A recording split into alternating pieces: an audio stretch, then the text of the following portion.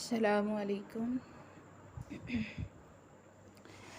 ہوں آپ کی رائٹر ایمان فاطمہ۔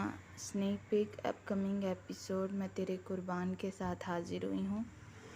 اگر آپ نے میرا چینل سبسکرائب نہیں کیا تو پلیز میرا چینل سبسکرائب کر دیجیے گا اور بیل آئیکن کو دبا کر ہر نئی آنے والی ویڈیو کو سب سے پہلے دیکھیں۔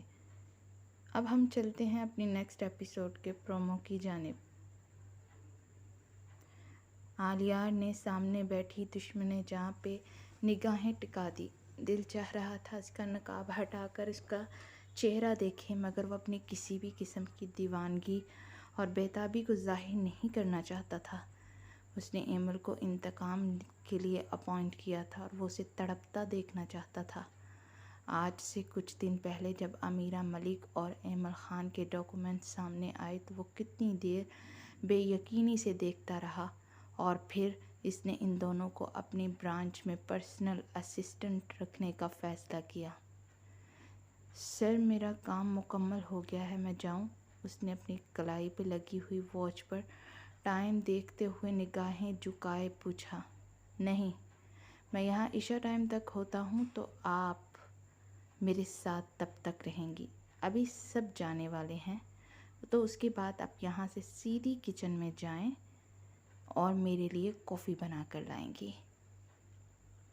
مگر مجھے کافی نہیں بنانی آتی سر، وہ سر اٹھا کر تیز لہجے میں بولی تو عالیہ نے اپنی گرے آنکھیں اس پر گاڑی تو وہ ہڑبڑا کر نگاہیں جھکا گئی۔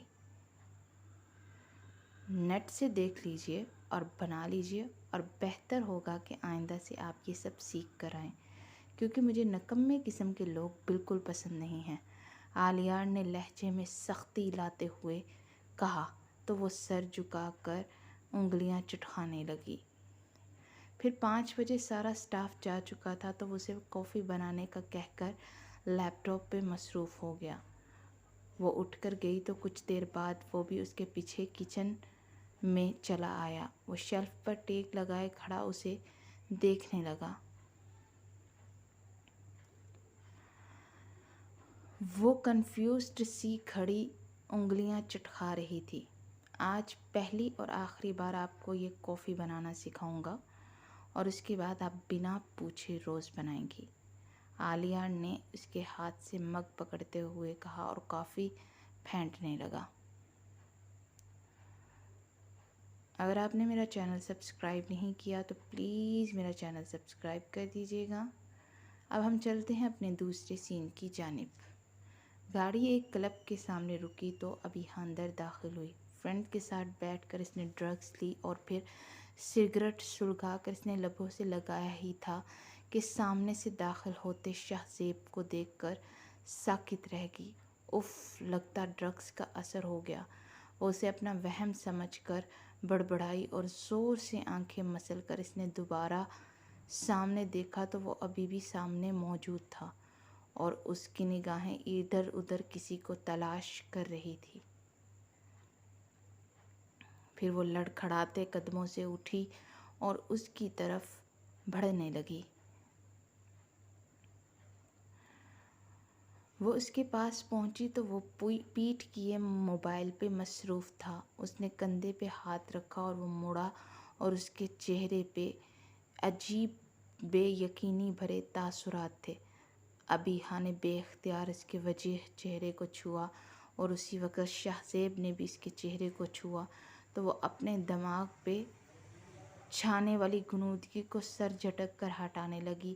پھر وہ لڑکھڑا کر گرنے والی تھی، مگر ہوش و حواس سے بیگانہ ہونے سے قبل اسے اتنا معلوم تھا کہ وہ اسے اپنی مضبوط پناہوں میں سمیٹ چکا تھا۔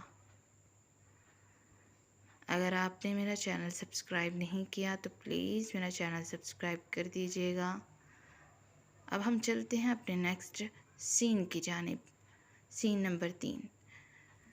عمار نے مینیجر سے نیوز سیکرٹری کو آفس میں بھیجنے کا کہا اور خود لیپ ٹاپ کھول کر میلز چیک کرنے لگا۔ کچھ دیر کے بعد دھاڑ سے دروازہ کھلا اور پھر سامنے حیرت و بے یقینی کے تاثرات لیے امیرہ کو دیکھ کر اس کی سانسیں تھم گئی۔ ان 5 سالوں میں جس کی ایک جھلک کے لیے وہ ترسا تھا، آج حقیقت میں سامنے آ چکی تھی اور دل کی دھڑکن تھم سی گئی تھی۔ وہ مسمرائے سا اسے دیکھتا ہوا اٹھا اور دھیرے دھیرے چلتا پاس آنے لگا، اور اس کے پاس جا کر اس کے رخسار کو چھونا چاہا تو وہ بدک کر 2 قدم پیچھے ہٹی۔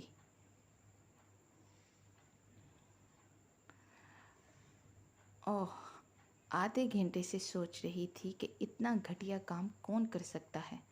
اب آپ کو دیکھ کر ہر قسم کا شک و احتمال نکل گیا۔ گھٹیا کام؟ کیسا گھٹیا کام؟ وہ حقیقتاً حیران ہوا۔ وہی جو آپ نے کیا، مینیجر کی پوسٹ کے لیے اپوائنٹ کر کے ایک دم سے پرسنل اسسٹنٹ بنا لیا۔ بڑے ہی گھٹیا آدمی ہیں، وہ ترک کر بولی۔ واٹ؟ ایسا بالکل نہیں ہے میرا، وہ تڑپ کر آگے بڑھا۔